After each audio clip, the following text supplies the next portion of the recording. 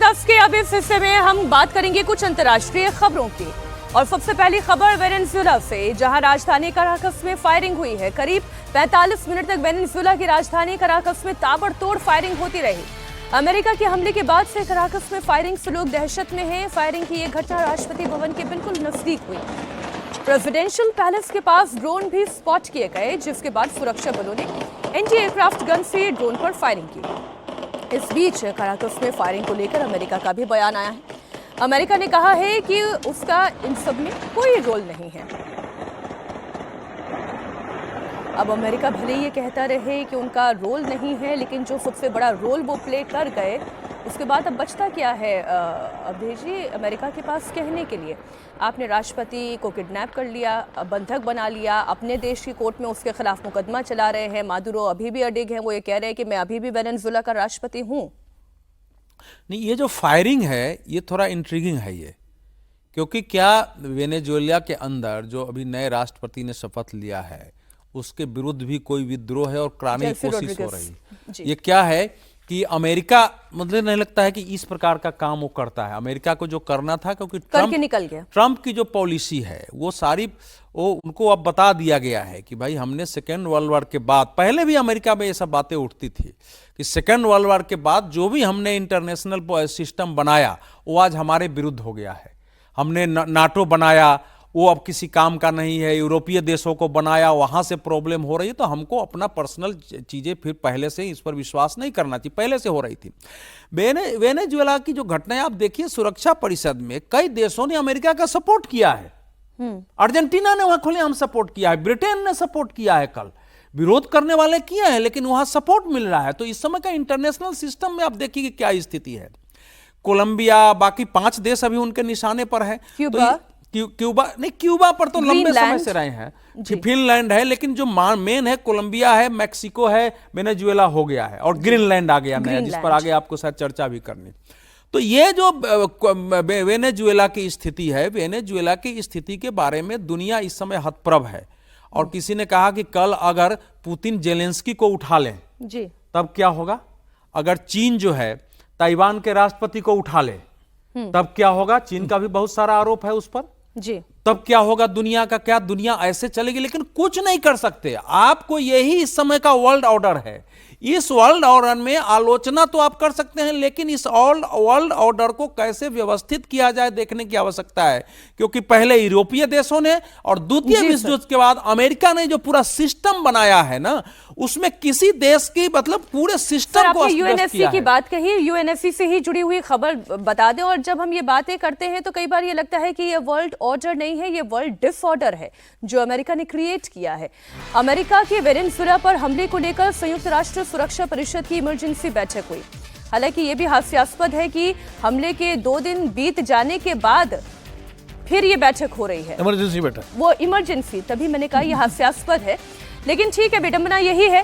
इसमें रूस और चीन ने अमेरिका और ट्रंप को जबरदस्त निशाने पर लिया। यूएनएससी की बैठक में रूस के प्रतिनिधि ने कहा कि ट्रंप ने वेनेजुएला में जो किया वो यूनाइटेड नेशन चार्टर का उल्लंघन है। साथ ही रूस ने मादुरो और उनकी पत्नी को भी तुरंत रिहा करने की मांग की।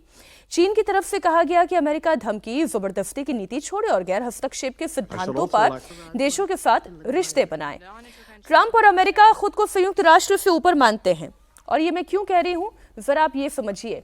आप एक बयान सुनेंगे और फिर आपको ये लगेगा कि ये तो शुद्ध दादागिरी है जो इस वक्त अमेरिका कर रहा है। मादुरो के विषय पर जब मार्को रूबियो से पूछा गया कि यूनाइटेड नेशन सिक्योरिटी काउंसिल की बैठक हो रही है, यूएनएससी में चर्चा हो रही है, तो मार्को रूबियो क्या कहते हैं, आप उनका जवाब सुनिए। Venezuela is not involved in the drug trade because the UN says they're not involved in the UN. I don't care what the UN says. The UN doesn't know what they're talking about. So number one, let there be no doubt, Nicolas Maduro is an indicted drug trafficker in the United States and he's a fugitive of American justice. I don't care. मुझे कोई फर्क नहीं पड़ता। I don't care, मुझे कोई फर्क नहीं पड़ता। विनोद जी, ये तो स्टैंड है मार्को रूबियो का, ये अमेरिका का स्टैंड है। अमेरिका का स्टैंड ऐसा है कि पहले अमेरिका यूनाइटेड नेशन का इस्तेमाल करके अपने इरादे पूरे करता था जी। जब उसे इराक पे हमला किया सद्दाम हुसैन पे, यूनाइटेड नेशन को इस्तेमाल किया कि केमिकल वॉरफेयर उनके पास हैं और इसलिए प्रस्ताव पास हुआ और फिर किया। ऐसे ही उसने अफगानिस्तान पे किया था। लेकिन अब तो सीधे करने लगा, उसको यूनाइटेड नेशन की चिंता ही नहीं है कि आई डोंट केयर। तो अच्छा, एक और चीज़ है कि यूनाइटेड नेशन का जो खर्चा चलता है उसमें अमेरिका का बहुत बड़ा अंशदान है। एक बार ट्रंप ने धमकी भी दी थी पिछले कार्यकाल में कि मैं जो है इसको रोक लूंगा इस तरह से यूनाइटेड नेशन। तो यूनाइटेड नेशन की स्थिति एनजीओ वाली हो गई है और उसका कोई अब बैठक हुई, इमरजेंसी बैठक। अभी अगर मान लीजिए कोई प्रस्ताव आए यूनाइटेड उसमें सुरक्षा परिषद, तो अमेरिका का वीटो है, अमेरिका वीटो कर देगा, तो उसका कोई मतलब नहीं रह जाएगा। बेसिक चीज़ ये है कि जो पेट्रो डॉलर की जो वर्चस्व है अमेरिका उसको खोना नहीं चाहता है। पिछले कई वर्षों से लगातार वेनेजुएला, ईरान, रूस, कई देश जो है उसे चैलेंज कर रहे थे, दूसरे करेंसी में ट्रेड करने लगे थे। और 1974 में जो किसिंजर के साथ एग्रीमेंट हुआ था सऊदी अरब का, तो ये बता इंटरनेशनल ऑयल ट्रेड जो है वो डॉलर में होगा सिर्फ। और इससे क्या हुआ कि डॉलर की डिमांड पूरी दुनिया में बढ़ गई। हद आपको जब डॉलर में ही खरीदना है तो डॉलर छापते थे और उनकी करेंसी का वजन बढ़ा हुआ था। इधर कई देशों ने ये इसको तोड़ा और इसीलिए ब्रिक्स में आने के लिए वेनेजुएला कोशिश कर रहा था। वेनेजुएला ने बाकायदा आवेदन किया हुआ ब्रिक्स में आने के लिए। ये सब अमेरिका को उखड़ रहा, तो उसने कहा कि भाई हमें पेट्रोल डॉलर की सुप्रीमेसी बनाए रखनी है और सीधे उसने वेनेजुएला पर हमला किया। तो इसके पीछे ये पूरी ये पॉलिटिक्स है इंटरनेशनल। और अमेरिका को चिंता नहीं है इन सब चीज़ों। वो पहले भी ग्रेनाडा पे कर चुका है, चिली में कर चुका है हस्तक्षेप, कई देशों में, क्यूबा में करने की उसकी बहुत मंशा रही है। फिडेल कैस्ट्रो के टाइम कई बार क्यूबा में फिडेल कैस्ट्रो के खिलाफ जो है उनकी हत्या का षड्यंत्र भी हुआ, सब हुआ, लेकिन वहाँ वो सफल नहीं हुए। ये अलग बात है। अब तो स्थिति दूसरी हो गई है। अब सोवियत संघ है नहीं, रूस उलझा हुआ है अपने मसलों में। चीन की आदत ऐसी नहीं है कि वो कहीं जाके बयान तो दे देगा चीन, लेकिन किसी मामले में वो हस्तक्षेप करता नहीं है। लेकिन ताकत के नशे में इस वक्त डोनाल्ड ट्रंप चूर हैं और अब नेटो के लिए ही वो सिरदर्द बनते जा रहे हैं। एक और मैं एक बड़ी लाइटर नोट में कल ओवैसी का बयान में सुन रहा था, जो अभी आपने कहा ना कि वो तो मोदी जी को कह रहे थे कि आप उठा के ले आइए हाफिज सईद को और उनको उठा के ले आइए, मसूद अजहर को, जैसे मधुरो को उठा लाए हैं। तो हमारे देश में भी तरह तरह की बयानबाजी हो रही है इसको लेकर। वो तो बीएमसी इलेक्शन के लिए बीएमसी इलेक्शन ले गए थे। मसला बीएमसी इलेक्शन का था, उनको बांग्लादेश भी याद आया, शेख हसीना भी याद आई। आई। ले आने में तो हर्ज नहीं है, अगर ताकत हो तो ले ही आना चाहिए। इस समय की दुनिया फिर वही अमेरिका है सर, फिर अमेरिका है, फिर वो कहेगा कि ये गलत हो रहा है। खैर, हम ग्रीनलैंड की बात कर लेते हैं और ट्रंप कैसे दुनिया के लिए सिरदर्द बनते जा रहे हैं उस पर आप जानकारी ले लें। ट्रंप ने ग्रीनलैंड को लेकर अपने जो प्लान बताए हैं उससे नाटो देशों में खलबली मची हुई है। ट्रंप ने एक बार फिर ग्रीनलैंड पर कब्जे की बात दोहराई। ट्रंप ने कहा कि अमेरिका की सुरक्षा के लिए ग्रीनलैंड बहुत जरूरी है। ग्रीनलैंड के आसपास हर जगह रूसी और चीनी जहाज फैले हुए हैं। ट्रंप की इस बयानबाजी से डेनमार्क और ग्रीनलैंड के नेताओं में गुस्सा भड़क गया। ग्रीनलैंड के प्रधानमंत्री जेन्स फेडरिक ने ट्रंप पर पलटवार किया। उन्होंने क्या कहा वो आपको सुनाते हैं। We need Greenland from a national security situation. It's so strategic. Right now, Greenland is covered with Russian and Chinese ships all over the place. We need Greenland from the standpoint of national security. And Denmark is not going to be able to do it, I can tell you. इसमें Greenland का reaction जो है वो मैं वही ढूंढ रही थी, मैं वो सुनाना चाह रही थी, लेकिन ये जो डोनाल्ड ट्रंप कर रहे हैं, नहीं देखिए, ये मुझे इसमें कोई आश्चर्य नहीं है।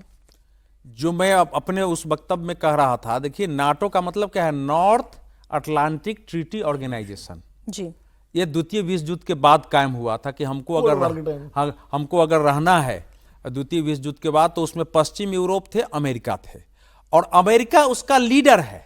उस कारण अमेरिका के सैन्य अड्डे पूरे दुनिया चारों तरफ है। उसी के तहत उसने फिर ऑस्ट्रेलिया के क्षेत्र में सीटो किया, बहुत सारे सेंटो किया, अनेक उस समय पैक्ट हुए थे कि कैसे बनाना है। जापान, जर्मनी को यह आदेश था कि वो हथियार रख ही नहीं सकते हैं, सैनिक नहीं बना सकते थे, क्योंकि दोनों का यूनाइटेड नेशन में मतलब शत्रु राज्य की जो है वो भूमिका थी द्वितीय विश्व युद्ध के कारण। अब वही कह रहा हूं कि ये जो बना है ना, ये अब अमेरिका को लग रहा है कि इसका कोई मतलब नहीं है। ये यूरोप के देशों को तो अब कुछ समझता ही नहीं है। लोग भारत की आलोचना करते हैं ना कि मोदी जी को ट्रंप ने ये कर दिया, वो क्यों नहीं सोच रहे कि जो यूरोप उसका पार्टनर है, जो उसके साथ खड़ा है, उसको वो क्या कर रहा है, जिसकी हैसियत है दुनिया में। ग्रीनलैंड जो है वो ग्रीनलैंड का जियोपॉलिटिकल बहुत महत्व है, आर्कटिक क्षेत्र का वो की जगह है, जहां की क्षेत्रफल भी है, बहुत बड़ा क्षेत्रफल है, जहां की वो और डेनमार्क का स्वायत्त क्षेत्र है। वहां अमेरिका का एक सैन्य अड्डा है पहले से, लेकिन जो चीन का बेल्ट एंड रोड इनिशिएटिव है वो पहुंच गया है। वो बात सही बोल रहा है वो। चीन जो है वो पहुंच गया है पूरा लातिन अमेरिका से लेके यूरोप, जहां जहां उसको मौका मिला है देशों के साथ संधियां करते हुए चीन रुक चुका है पूरी दुनिया के सप्लाई चेन पर। चीन इस समय अमेरिका से कुछ मामलों में आगे हो गया है। अब उनका कहना है कि भाई ये देश सबसे कुछ होना नहीं है, तो हमको वो जगह चाहिए। अब जगह चाहिए तो हम, ताकि वहां हमको एक गलियारा मिल जाएगा अटलांटिक एरिया में, एक नेवी को गलियारा मिल जाएगा। मैं उस क्षेत्र की सर, सुरक्षा इसमें करूंगा। फ्रांस के जो विदेश मंत्री हैं स्टीफन बैरट, वो ये कह रहे हैं कि ग्रीनलैंड ना तो किसी के कब्जे के लिए है ना ही बिक्री के लिए है, ये एक यूरोपीय क्षेत्र है। उन्होंने कहा, ये बात उन्होंने पहले भी सितंबर के महीने में अपने दौरे के दौरान ये साफ कह दी थी। चलिए, कहीं तो फ्रांस तो यूरोप कम का से कम सैन्य बोल अड्डा रहा है। क्यों बनने दिया? सुनो सुनो, वो जो बोल रहे हैं ना वो है ना वन साइडेड है। आपने सहमति से यूरोप उसका सैन्य अड्डा बना है जिसमें अमेरिका लीड करता है, यूरोपीय देशों के नेवी भी वहां है। यही तो बात है ना, आपने लीडर बनाया उसको सेना का, कि हमारे लिए जहां नाटो का फैक्ट है कि एक देश पर अटैक होगा सभी अगर एक बार नाटो ने घोषणा कर दिया तो सभी देशों को अपनी फौज उसमें भेजनी पड़ेगी। वो काउंटर किया था वार्सा पैक्ट जो बना था सोवियत संघ तो में। वार्सा पैक्ट के काउंटर में इसलिए जो कह रहे हैं ना इतना सा ये जटिल इशू है। नहीं और सर, ट्रंप एक इशू जटिल और है सर, क्योंकि वो इशू कहीं रह ना जाए। ईरान का जटिल विषय भी जो हम शामिल कर लेते हैं, क्योंकि वहां की अलग लड़ाई चल रही है। वहां पर ईरान के सुप्रीम लीडर खामेनेई के खिलाफ बगावत तेज हो गई है। 10वें दिन 100 से ज्यादा शहरों में विद्रोह की आग फैल गई है। 1 से 7, 7 से 70, 70 से अब 100 शहर पर आ गए हैं। जी हाँ, लोग खामेनेई के खिलाफ सड़कों पर खुलेआम मुर्दाबाद के नारे लगा रहे हैं। प्रदर्शनकारी उग्र हो रहे हैं। 35 लोगों की जान चली गई है। ईरान के यासूज में सुरक्षा बलों ने प्रदर्शनकारियों पर फायरिंग की है। फार्स के मिशकान में गुस्साई भीड़ ने IRGC की वैन को भी आग के हवाले कर दिया। ईरानी सुरक्षा बलों ने अब तक 1200 प्रदर्शनकारियों को हिरासत में लिया है। और रजा शाह पहलवी हैं, वो भी लगातार यही कह रहे हैं। ये फायरिंग की तस्वीरें हम दर्शकों को दिखा रहे हैं विनोद जी। रजा शाह पहलवी भी लगातार ये कह रहे हैं कि अब अमेरिका को इसमें इंटरवीन करना चाहिए। वो वहाँ से समर्थन की मांग कर रहे हैं। रजा शाह पहलवी जो हैं, ये जो पूर्व शाह थे ईरान के, उनके बेटे हैं। नाम इनका भी वही है। और इनको एक उम्मीद है कि अब अगर ईरान में विद्रोह होता है और खामनेई की सरकार सत्ता जाती है तो अमेरिका की मदद से, पश्चिमी देशों की मदद से वहाँ पर इनका दोबारा जो है इनका राज्यारोहण हो सकता है। जैसे याद कीजिए जब अफगानिस्तान में अमेरिका ने तालिबान को हटाया था और नॉर्दर्न लाइन्स के साथ वहाँ पर किया था, तो सबसे पहले जो अफगानिस्तान के जो जहीर खान जो बादशाह थे उनको लाया गया था। 80 साल के बुजुर्ग आदमी थे, उनको बिठाया गया था। क्योंकि क्या होता है कि आप किसी को सत्ता सौंपेंगे तो वो आदमी नोन होना चाहिए, थोड़ा एक उसका अट्रैक्शन होना चाहिए। चूंकि ये वारिस हैं शाह के, तो इनको लेकर के एक पॉजिटिविटी हो सकती है। और वैसे भी जो इनके वालिद साहब थे शाह, तो वो बड़े अमेरिका परस्त और मॉडर्न ख्यालातों के थे, आधुनिक ख्यालातों के थे। और उस वक्त ईरान में काफ़ी खुलापन था। तो लोग उस खुलेपन को दोबारा अगर पाना चाहेंगे तो जाहिर है जब पुराने शाह के बेटे को लाया जाएगा तो उनको एक जन समर्थन भी मिल सकता है। ये अमेरिका को भी उम्मीद है और ये उम्मीद इनको भी है, पहलवी साहब को भी। तो ये एक गेम चल रहा है, इंटरनेशनल गेम। अगर खामनेई की सत्ता गड़बड़ाती है तो निश्चित रूप से मोहम्मद शाह पहलवी है, उनके बेटे, वो एक सत्ता का केंद्र बिंदु हो सकते हैं। जो भी दुनिया में इस वक्त चल रहा है उसे भारत के नजरिए से भी हमें देखने की आवश्यकता है। ईरान में जो हालात तेजी से बिगड़ रहे हैं, इस बीच भारत ने ईरान के लिए एक ट्रैवल एडवाइजरी जारी की है। इस ट्रैवल एडवाइजरी में ईरान के लिए गैर जरूरी यात्रा से बचने की अपील की गई है। ईरान में रह रहे भारतीयों को प्रोटेस्ट वाले इलाकों से दूर रहने की सलाह दी गई है। तो भारतीयों के नजरिए से भी हम जो ये स्थिति देख रहे हैं, क्योंकि ईरान ऐसी ट्रैवल एडवाइजरी वेनेजुएला के लिए भी जारी की गई। जी, वेनेजुएला के लिए भी ट्रंप ने एक बार फिर से ईरान को लेकर धमकी दी है। कहा है कि अगर खामेनेई रिजीम प्रदर्शनकारियों की हत्याएं करेगा तो इस बार ईरान पर बहुत बड़ी कार्रवाई करेगा। Look, we're watching it very closely. If they start killing people like they have in the past, I think they're going to get hit very hard by the United States.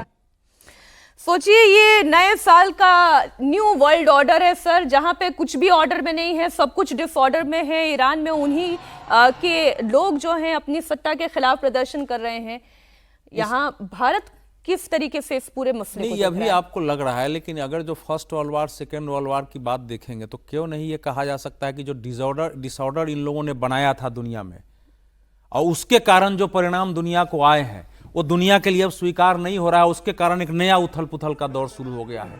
पूरा world इन्हीं लोगों ने, पहले तो Britain France इसी सबका शासन था ना चारों ओर। जी। द्वितीय विश्व Colonialism। युद्ध के बाद इधर वर्चस्व हुआ, सोवियत संघ ने किया। सोवियत संघ भी लास्ट में जब टूटा तो देशों को छोड़ के भाग गया, पहले ईरान का सपोर्ट किया था उस समय, और वहां जाके वहां बैठा हुआ है। तो ये अभी इस समय जो कि, लेकिन मैं महत्वपूर्ण इसमें है कि ईरान रिवोल्यूशनरी गार्ड कॉर्प्स पर अगर हमले हो रहे हैं, सर, वो ये दूसरा इस्लाम का तीसरा प्रतीक हमला गार्ड है, वो तीसरा हमला है वही ना करने करें? वाला। वो इस्लाम का प्रतीक गार्ड है, उस क्रांति की सेना है, उस क्रांति की रक्षा करने जो इस्लामिक क्रांति बनी थी। तो ये इसमें बहुत महत्वपूर्ण पहलू है। राजा साहब पहलवी जैसा ये कह रहे हैं, देखिए राजा साहब पहलवी, वो उनको ये लग रहा है कि लोग यहाँ तो लोग डिमांड कर रहे हैं, लेकिन अमेरिका के सपोर्ट के बगैर वहां रहना उनके लिए कठिन है। तो वो अभी इस कारण वो कह रहे हैं कि अमेरिका को सब करना चाहिए, और अमेरिका वहां हस्तक्षेप पहले भी किया है, आगे भी कर सकता है। लेकिन जो लोग विरोध कर रहे हैं, क्या वो अमेरिका को स्वीकार करने के लिए तैयार है कि नहीं है? अगर अमेरिका वहां करता है और ये स्वीकार नहीं करेंगे तो फिर एक नए प्रकार का वहां क्राइसिस खड़ा होगा। इसलिए कह रहा हूं कि ये क्राइसिस का अंत नहीं है। जो भी 1979 में क्रांति हुई, वो भी अमेरिका सोवियत संघ के आपसी लड़ाई के कारण ही हुई कि उसको उस ढंग से नहीं उसको मोड़ दिया गया है, और वही लड़ाई फिर से शुरू हो रही है। भारत के लिए समस्या यह है कि भारत 1947 में हमारी आजादी हो गई, हमको तो उस समय देश बट गया, उथल पुथल का हमारा समय था, पूरा शोषण हमारा हो चुका था, तो हमको स्थिर होते होते इतना समय लग गया है। और थोड़ा स्थिर हुए थे तो सोवियत संघ टूट गया, फिर वहां से जब निकले हैं तो एक नई समस्या हमारे सामने खड़ी हो गई सर, ईरान की जो सरकार का पक्ष है, मैं वो भी एक बार दर्शकों के सामने रख दूं। जो ईरान में आर्थिक राहत का ऐलान किया गया, क्योंकि आप जान ही रहे हैं कि ईरान की जो आर्थिक स्थिति है वो सबसे ज्यादा चरमराई हुई दिखाई दे रही है, इसलिए वहां पर ये रेवोल्यूशन शुरू हुआ है। ईरान सरकार की प्रवक्ता है फातिमा, वो ये कह रही हैं कि आर्थिक दबाव कम करने के लिए हर ईरानी नागरिक को अगले 4 महीने के तक 10 लाख तुमान यानी लगभग 7 अमेरिकी डॉलर जो है वो दिए जाएंगे। लेकिन क्या इससे महंगाई और आर्थिक स्थिति बेहतर हो जाएगी, ये देखने वाली बात होगी। ईरान पर हमारी नजर बनी रहेगी, लेकिन बात एक बार फिर हिंदुस्तान की होगी, हिंदुस्तान की मुस्लिम पॉलिटिक्स की होगी। ओवैसी साहब SIR का डर महाराष्ट्र में मुसलमानों को दिखा रहे हैं। 15 मिनट वाले अपने पुराने बयान को याद दिला रहे हैं। दरअसल महाराष्ट्र के 29 नगर निकायों में इलेक्शन हो रहा है। नगर निगम चुनावों में AIMIM कैंडिडेट के प्रचार में खुद पार्टी के चीफ असदुद्दीन ओवैसी उतरे हुए हैं। नांदेड़ में उन्होंने AIMIM के लिए वोट मांगते समय क्या कहा, आप भी सुने। मैं बार बार 15 मिनट बोलता था, ये लोग बड़ा टीवी पे चलाते थे, इतना मेरे को बोलते थे। अब 15 तारीख के दिन ही पोलिंग आ गई, बोलो क्या होगा। अब कुदरत का निजाम है, तुम बोले 15, इतना तुम 15 को चाहे अल्लाह वाले 15 को वोट डाल जाके पतंग को। अब तो 15 के दिन 15 मिनट के लिए नहीं, बल्कि सुबह से लेके शाम में 5 बजे तक पूरे महाराष्ट्र में, औरंगाबाद में, बंबई में, मालेगांव में, धूलिया में, अमरावती में, अकोला में, अहमदनगर में, परभनी में, लातूर में जाना, पतंग को देखते कि तब आना। 15 बोलाना, ये ले 15 करेंगे नहीं करेंगे, या खाली ऐसी खुश होके जाके घर में।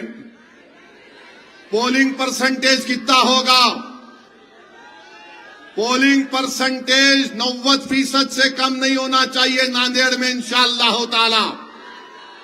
और याद रखो, वोट इस्तेमाल करो, यहां पर भी SIR होगा, वोट डालो ताकि तुम्हारा नाम वोटर लिस्ट में रह सके।